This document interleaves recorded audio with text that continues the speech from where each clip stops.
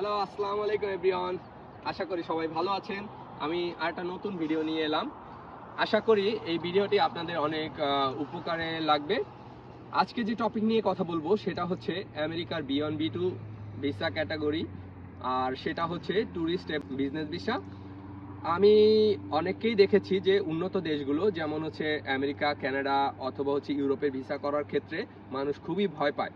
আসলে আপনি যদি সুন্দরভাবে ডকুমেন্টেশন দিতে পারেন তাহলে ভয়ের কোনো কারণ নেই।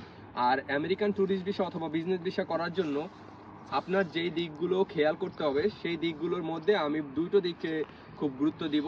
একটা হচ্ছে DS-160 ফর্ম এবং আরেকটি হচ্ছে ভিসা ইন্টারভিউ। DS-160 ফর্ম হচ্ছে এমন একটি ফর্ম যেটা আপনি অনলাইন ওয়েবসাইটে পেয়ে যাবেন আমেরিকান এম্বাসির। যেই ফর্মের মধ্যে আপনার সকল বেসিক ইনফরমেশনগুলো দিতে হবে। আপনার নাম, আপনার জন্ম তারিখ, আপনার বাবার নাম, মায়ের নাম এবং হচ্ছে আপনি কোথায় কাজ করেন অথবা হচ্ছে আপনি পড়াশোনা করেন সেই বিষয়ে।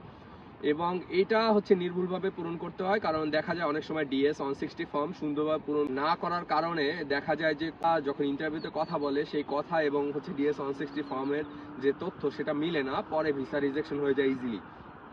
আর আপনার যেসব ডকুমেন্টের দরকার হবে এটার জন্য, সেই ডকুমেন্টগুলো আমি যতটা দেখেছি এই পর্যন্ত 100 জন আমেরিকান এম্বাসিতে ইন্টারভিউ দিলে তার মধ্যে 80 জনকেই হচ্ছে তারা কোনো ডকুমেন্ট দেখতে চায় না।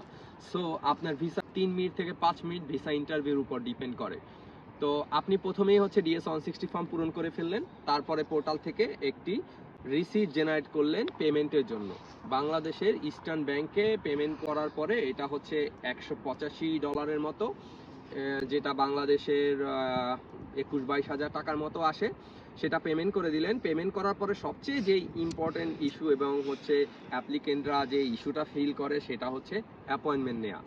আমেরিকান এম্বাসির অ্যাপয়েন্টমেন্ট নেওয়া খুবই টাফ, এবং আপনি যদি একটু অ্যাক্টিভ থাকেন তাহলে হয়তো বা নিতে পারবেন, কারণ আমেরিকান এম্বাসি প্রায় হচ্ছে স্লট ছাড়ে এবং স্লট ছাড়ার সময় অনেক এজেন্টও বসে থাকে এইগুলো ধরার জন্য। যদি আপনি অ্যাক্টিভলি টেলিগ্রাম কিছু গ্রুপ আছে সেই গ্রুপের সাথে যুক্ত হন এবং আপনি সেখানে নোটিফিকেশন পান যে এখন স্লট ছেড়েছে, এবং আপনি তখন স্লটটা যদি চেষ্টা করেন ধরার অ্যাক্টিভ থেকে তাহলে ধরতে পারবেন। অনেক সময় আমেরিকান এম্বাসি সুপার ফ্রাইডেও দিয়ে থাকে। সুপার ফ্রাইডেতে তার হচ্ছে যে জটগুলো থাকে সেগুলো কমানোর জন্য তারা নির্দিষ্ট একটা ফ্রাইডেতে অনেক বেশি অ্যাপ্লিকেন্টদের ইন্টারভিউ নেয়। তো আপনি ওইটাও ধরতে পারেন। তো এই জন্য আপনার হয়তো বা লাখের ফেভার করার ব্যাপার আছে এবং আপনাকে অ্যাক্টিভ থাকতে হবে। তো আপনি অ্যাপয়েন্টমেন্ট পেয়ে গেলেন, তারপর নির্দিষ্ট যেই দিন অ্যাপয়েন্টমেন্ট ওই দিন আপনি চলে গেলেন। আপনার DS-160 যে কনফার্মেশন পেজ আছে সেটা নিয়ে গেলেন, সাথে আপনার পাসপোর্ট নিয়ে গেলেন, এবং আপনি যে ভ্রমণ করবেন বা কোনো কনফারেন্সে জয়েন করবেন সেই কনফারেন্সে জয়েন করার জন্য আপনার যে ইনভাইটেশন লেটার আছে সেটা নিয়ে গেলেন। আর ভ্রমণ করার হলে তো আপনি ভ্রমণের জন্য কিছুই নেবেন না, বা আপনার কোনো রিলেটিভস থাকলে তাদের থেকে ইনভাইটেশন নিতে পারেন। হ্যাঁ, এটা হইতেই পারে।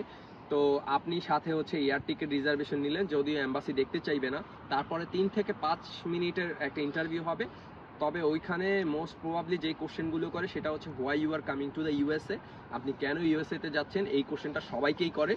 তো এটার জন্য যদি ভালো প্রিপারেশন থাকে যে আমি এইটা এটা এটা এটা দেখবো, এই জন্য আমি আমেরিকা যাচ্ছি, আবার হচ্ছে আমি 4 দিন 5 দিন ঘুরে তারপরে হচ্ছে এই সিটি থেকে ওই সিটি আবার 2-4 দিন ঘুরবো, তারপরে আবার বাংলাদেশে ব্যাক করব। অথবা আপনি যদি কোনো কনফারেন্সে যান এবং ওই কনফারেন্স থেকে আপনাকে ফুললি ফান্ড করে, সেক্ষেত্রে আপনি সেসব ফান্ডের প্রুফ দেখাতে পারেন, অথবা হচ্ছে ইনভাইটেশন লেটারটা দেখাতে পারেন যদি তারা চায়। কারণ আপনি যদি কনফারেন্সের জন্য যান তাহলে ডেফিনেটলি আপনার কাছে ইনভাইটেশন লেটারটা চাইবে।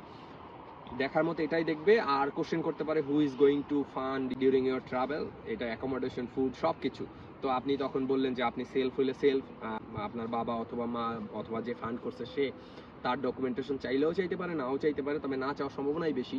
তো আপনি যদি কনফিডেন্টলি এই 4 মিনিট সুন্দরভাবে উত্তর দিতে পারেন তাহলে হচ্ছে আপনার ভিসা হয়ে যাবে। এবং তাৎক্ষণিকই তারা হচ্ছে একটা লিফলেটের মাধ্যমে, ব্লু কালারের লিফলেট, এখন যদিও আমি দেখেছি সদ্য তার লিফলেটটা চেঞ্জ করেছে, ও ইনস্ট্যান্টলি আপনাকে হচ্ছে সে লিফলেট দিয়ে দিবে। আর যদি আপনার ভিসা না, একটা হচ্ছে লিফলেট দিয়ে দিবে, যে লিফলেটটা হচ্ছে আপনার ভিসা রিজেকশন থাকে। আমি যতগুলো কেসেস দেখেছি সেখানে দেখেছি যে 214Bটাই দেয়। এটা হচ্ছে ইন্টেন্ডেড ইমিগ্রেন্ট, মানে তাদের কাছে মনে হয়েছে যে আপনি হচ্ছে ইন্টেন্ডেড ইমিগ্রেন্ট, আপনি চান আমেরিকা থেকে যেতে। তো এটাই হচ্ছে শেষ। আপনার কোনো ভয়ের কারণ নেই, আপনি যদি সকল ডকুমেন্ট ঠিক রেখে সুন্দরভাবে অ্যাপ্লাই করতে পারেন। আমেরিকার ট্যুরিস্ট ভিসা এবং business visa B1 B2 category visa আমি মনে করি যে সবচেয়ে ইজিয়েস্ট একটা ভিসা বলতে পারি, কঠিনও আবার ইজিও, যেখানে কোনো ডকুমেন্টের দরকার নেই, আপনার ফান্ডের কিছুই দেখানো দরকার নেই। আমি এমন লোককে দেখেছি যে তার অ্যাকাউন্টে কোনো ব্যালেন্সই নেই, বাট সে হচ্ছে ব্যাংক স্টেটমেন্ট নিয়ে গেছে, দেখতেও চাইনি। সো আপনার এখনই সুযোগ একবার অ্যাপ্লাই করে দেখার যে আসলে আপনি পাবেন কি পাবেন না। সো সবার জন্য শুভকামনা রইল, best of luck, take care.